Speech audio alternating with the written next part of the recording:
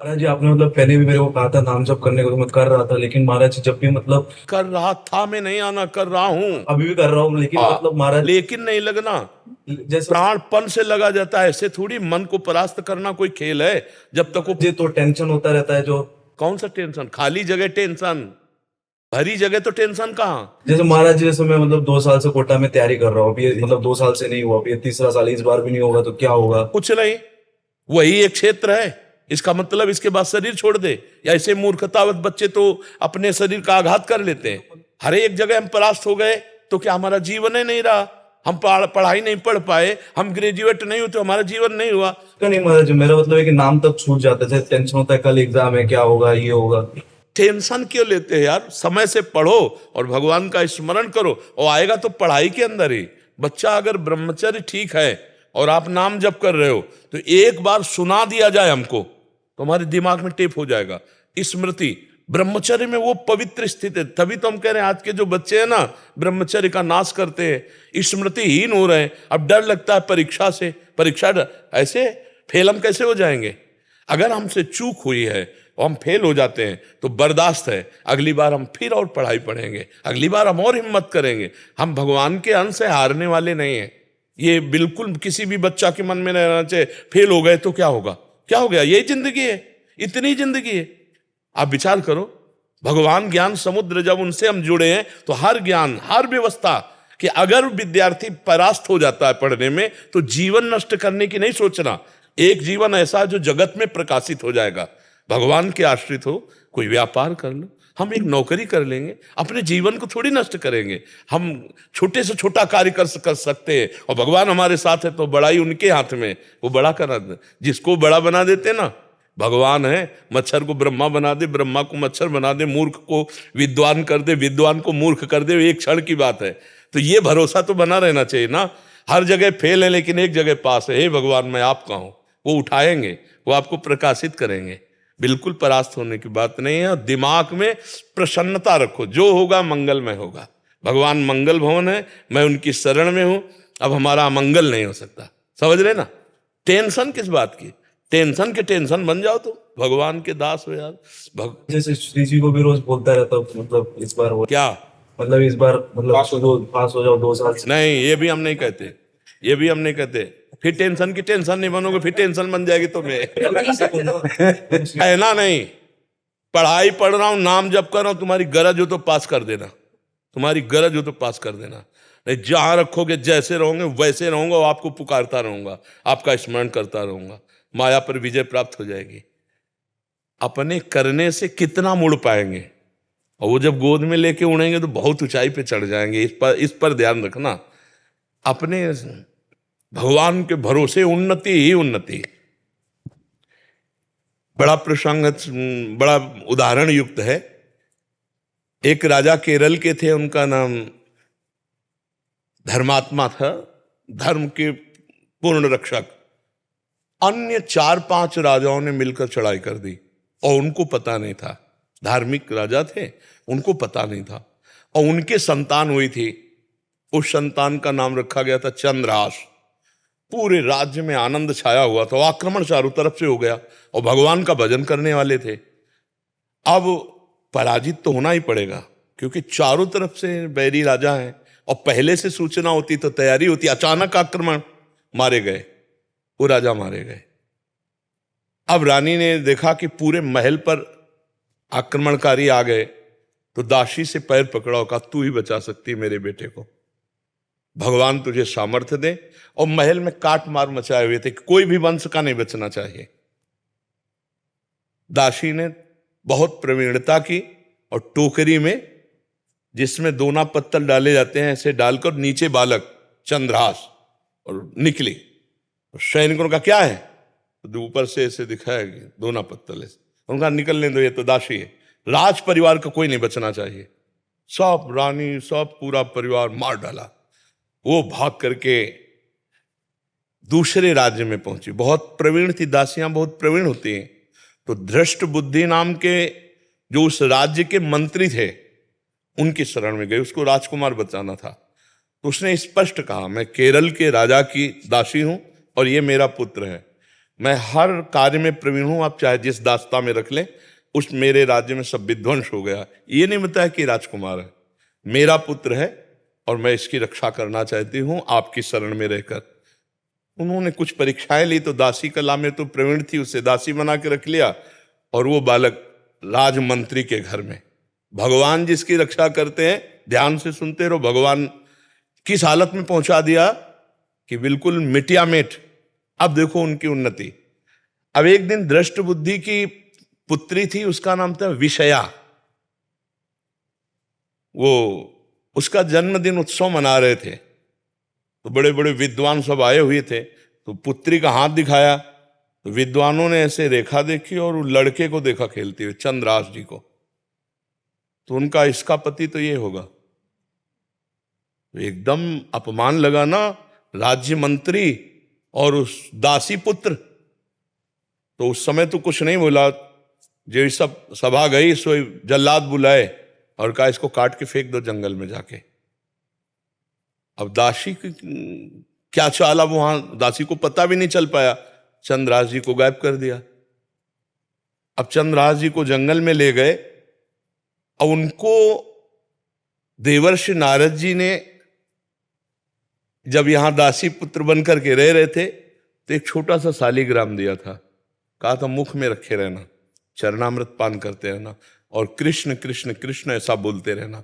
जो भगवान का भजन करने वाले पिता थे, उसी के प्रभाव से देवर्षि नारद जी ने चंद्रास जी को नाम का उपदेश किया। जब वो जल्लाद जंगल में ले गए, बोले बेटा तुम्हें पता हम क्यों लाए? तो उनका हमें तो पता नहीं। तो उनका तुम्हें मारने लाए हैं, मंत्री का आदेश है। तो उनका हमने कोई गलती की है क्या? तो उनका नहीं, उनका आदेश है और हम जल्लाद हैं, हमारे दया है नहीं। पर तुम्हें देखकर ऐसा लगता है कि क्यों मारूं, पर तुम्हें छोड़ दूंगा तो हमारी नौकरी चली जाएगी, हमें फांसी में चढ़ा देंगे। मैं मारूंगा नहीं तुम्हें। तुम्हारे उन्होंने देखा तो 6 अंगुली थी, 1 अंगुली काट ली और कहा ये राजा को दिखाऊंगा जाके कि तुम्हारा वध कर दिया, पर तुम यहां से भाग जाओ। तो काटने से खून निकला, वो वहीं मूर्छित होके गिर गए। कृष्ण कृष्ण कृष्ण कृष्ण कृष्ण, और वो जल्लाद वापस अंगुली दिखाए कि मैं उनको मार डाला हूं। हुमा नाम का एक पंक्षी होता है पहाड़ में, वो परम पवित्र, अगर अपने पंख कर ले तो राजलक्ष्मी उसके चरणों में आ जाए। वो आकर के बैठ गया चंद्रास जी के ऊपर। हुमा नाम का पंक्षी ये पहाड़ों में होता है, भगवत प्रदत्त किसी भाग्यशाली के ऊपर उसका। अब वो अपनी छाया में उनका वो मूर्छित बेहोश, कोई जंगली पशु ने अटैक नहीं किया चंद्रास जी पर। इतने में चंदनवती नाम के राज्य का छोटा राजा, दृष्ट बुद्धि जो बादशाह के मंत्री थे, उनके यहां वो कर देने जा रहा था। तो उसने बहुत आराधना की थी लेकिन पुत्र नहीं हुआ था। तो रास्ते में दृष्टि गई कि हुमा नाम का पंक्षी किसको घेरे हुए। तो जब गए तो देखा चंद्रास जी सुंदर राजकुमार और अंगुली कटी हुई, तुरंत पट्टी बांधी और लेकर के वापस चले गए। वहां नहीं गए कर देने, बड़ा उल्लास मनाया कि भगवान ने तो, हमने इतनी आराधना की, हमारे पुत्र नहीं हुआ लेकिन भगवान ने पुत्र दिया, मैं इसे राजकुमार पदवी देता हूं। छोटा राजा अपने राज्य का राजकुमार बना करके पालन पोषण किया और 10 वर्ष हो गए। वो कर देने नहीं गया बादशाह के यहां। तो बादशाह ने दृष्ट बुद्धि से कहा चंदनवती नगर का राजा कर देने नहीं आया, जाओ यदि वहां सम्मान पूर्वक कर दे तो ठीक है, नहीं उनका विनाश कर दो। मंत्री पूरे परिकर सहित आक्रमण किया। तो चंदनवती राजा का ऐसा वैभव था कि जब से चंद्रास जी उनके यहां राजकुमार बने, उनको डर ही नहीं था, क्योंकि चंद्रास जी भगवान का भजन करने वाले। तो दृष्ट बुद्धि नजदीक आया और कहा कर दे दो, नहीं तो युद्ध करो। तो उनका वैसे युद्ध की जरूरत नहीं, पर हम तुम्हें कर नहीं देंगे, हम समर्थ राजा है। चंद्रास जी ने इशारा किया कि विरोध नहीं। चंद्रास जी ने कहा कि हम स्वयं कर देने के लिए तैयार हैं, आप शांत रहिए। उसकी दृष्टि में दृष्टि मिली तो उसने, ये वही बालक है, क्योंकि नेत्र इसके वही हैं जो उनके घर में रहा था दासी पुत्र बल करके। तो चंदनवती के नरेश से कहा कि तुमने इस बालक को कहां पाया? तो उन्होंने पूरी बात सुनाई। तो उन्होंने कहा अरे फिर तो जो प्रारब्ध है वो होके रहेगा, ये मेरी बेटी का दूल्हा, अरे इसको मैं दूल्हा नहीं बनने दूंगा। उसने कहा मैं कर माफ करता हूं, केवल तुम एक बार बादशाह के सामने जाओ, पहले तुम नगर में जाओगे हमारे घर, वहां तुम्हारा स्वागत होगा और इसके बाद तुम बादशाह के पास जाओगे। का स्वीकार है।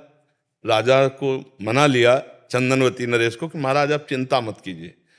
और पहले था कि अगर पत्र लिख दिया जाए तो जिसके लिए लिखा जाता था, धर्म कहता था बीच में खोल के नहीं पढ़ना, उन्हीं के वध के लिए उन्हीं को पत्र लिखा। और उनके जो बेटे थे उनको लिखा कि बेटा ये पुरुष जिसको मैं भेज रहा हूं, जाते ही विष दे दिया जाए, जाते ही भोजन में विष, हलाहल तुरंत मर जाना चाहिए। तो उन्होंने ऐसे खोस लिया मुकुट के साइड में और गए। भगवान की इच्छा, उस दिन उपवन में उन्होंने अपना घोड़ा रोका कि थोड़ी देर बाद चले जाएंगे उपवन में। और उपवन था वो राजकुमारियों का, और उसमें आई थी उनकी बेटी जिसका नाम था विषया। खेल खेल में देखा कि कोई राजकुमार ऐसे विश्राम कर रहा है मेरे राज्य में। नजदीक गई, चिट्ठी देखी, चिट्ठी निकाली, खोली, लिखा था कि जाते ही विषया विष दे देना, जाते ही विष दे देना। तो पिताजी की बुद्धि खराब हो गई, इतना सुंदर राजकुमार इसको विष दे देंगी। उसका नाम विषया था, तो विष के आगे केवल या बनानी थी, तो काजर की रेख से जो दूब का ऐसे लेके वैसे काजर करके या बना दिया विषया। जाते कुछ बिना बेचारे जाते ही विषया दे दे, और बस खोज दिया, चली गई। देखो भगवान का विधान। अब वो जब जगे तो वहां गए, तो जो दृष्ट बुद्धि का पुत्र था, बड़ा धर्मात्मा था, उसने आदर सत्कार, उनका पिताजी ने आपके पत्र दिया। जो पत्र देखा तो उन्होंने कहा पंडितों को बुलाओ, तुरंत ब्याह करो। पिताजी का आदेश, जाते ही विषया दे देना। अब बेटी से ब्याह हो गया, 2-4 दिन हुए, कोई सूचना नहीं पहुंची। तो दृष्ट बुद्धि ने कहा मामला क्या है। वो जब लौट के आए तो बड़ा पूरा नगर सजा था, उत्सव हुआ। उनका क्या उत्सव? बोले आपकी बेटी का ब्याह हो गया। किससे? बोले आपने राजकुमार भेजा था। अब उनको समझ में आया कि प्रारब्ध इतना बलवान होता है। जब घर के अंदर गए तो देखा बेटी, और तो उसने कहा तुम्हें जिंदा तो नहीं रहने दूंगा। मन में सोचा चाहे बेटी भी दवा रहे। 4 जल्लादों को बुलाया और कहा देवी के मंदिर में जाओ। और उसे कहा बेटा अब तो दामाद हो गए हो तुम, पहला पूजन हमारे यहाँ देवी का होता है, अकेले जाया जाता है। उनको भय तो था नहीं, भगवान के तो भक्त थे। बोले आप पूजन करके आओ, बहुत प्रसन्नता हुई कि आप जैसा दामाद। और अंदर से जल रहा था, और उधर 4 जल्लाद लगा दिए देवी के मंदिर में। अभी अकेले देवी के मंदिर में, और इधर जो बादशाह था, बादशाह से पंडित लोग विचार के कह रहे कि इस समय यदि आप राजगद्दी पर बैठेंगे तो अकाल पड़ जाएगा, आपका विनाश हो जाएगा। इस समय कोई दूसरा तत्कालीन राजा होना चाहिए, कुछ क्षण के लिए ही चाहे। तो उनका कौन हो सकता है? तो वहां दृष्ट बुद्धि के जो बेटे थे वो वहां किसी कार्य से, उन्होंने कहा हमारे जीजा ऐसे हैं, बड़े तेजस्वी प्रतापवान, आप देखेंगे तो उनका इसी समय लाओ। तो वो दौड़े, पूछा कि कहाँ है? बोले देवी पूजन करने गए, बाहर से ही पता चला। वो दौड़ के गए और बोले देवी पूजा हम कर लेंगे, तुम जाओ, बादशाह बुला रहा है। अब ये जो मंदिर पहुंचे सो काट के फेंक दिए गए, और वो बादशाह के पास गए। बादशाह ने तत्काल ताज रख दिया। दृष्ट बुद्धि को बुलाया कि नए राजा के स्वागत के लिए आप आइए। अब वो तो बादशाह है, सामने जो ही पहुंचे तो दृष्ट बुद्धि कांप गए। इशारे से पूछा कि हमारे पुत्र कहाँ हैं? बोले देवी पूजन। अरे बोले वो तो मार डाला गया होगा, पता लगा तो मार डाला गया। तब वो जाको राखे साइया मार सके न कोई, बादशाह बना ना। अगर भगवान रक्षक, भगवान जिताने वाले तो कोई परास्त नहीं कर सकता। हर विधान उल्टा होता चला जाता है। और अगर भगवान से विमुख हो तो चाहे जितनी उन्नति हो उसका परिणाम कुछ नहीं होगा। या हम मर जाएंगे, सब छूट जाएगा। नाम भगवान का, वास्त्र भगवान का, वो उठाते हैं तो उठाते चले जाते हैं ना। तो कभी भी डिस्टर्ब नहीं होना चाहिए। ये बात कभी नहीं लानी चाहिए कि मैं शरीर छोड़ दूं किसी भी विषय में, हार जाए या किसानी में कोई व्यवधान या पढ़ाई में। अरे हम फिर जीतेंगे यार, संघर्ष ही जीवन है। उसके लिए थोड़ी है कि जीवन ही नष्ट कर दो। तो जीवन नष्ट करने के बाद वहां कोई विश्राम स्थल थोड़ी बना है, फिर भेज दिए जाएंगे नीची योनियों में। क्या क्या कष्ट होता है। आप देखो ना, ये मुर्गा मुर्गी बकरा बकरा जीवात्मा तो लोग कैसे जिंदा भूंज रहे हैं। कितना दया खत्म हो चुकी है, जिंदा भूंज रहे हैं, खा रहे हैं, शरीर बढ़ा रहे हैं, मरेंगे, नरक जाएंगे। तो हमें कोई मनुष्य जन्म मिला है, अब इतना भजन कर लेना है कि इससे नीचे न गिरे। अगर चांस मिले तो पुनः मनुष्य बने और धर्म पूर्वक अपने राष्ट्र की सेवा करें, समाज की सेवा करें, भगवान का भजन करके जीवन पवित्र बनावें।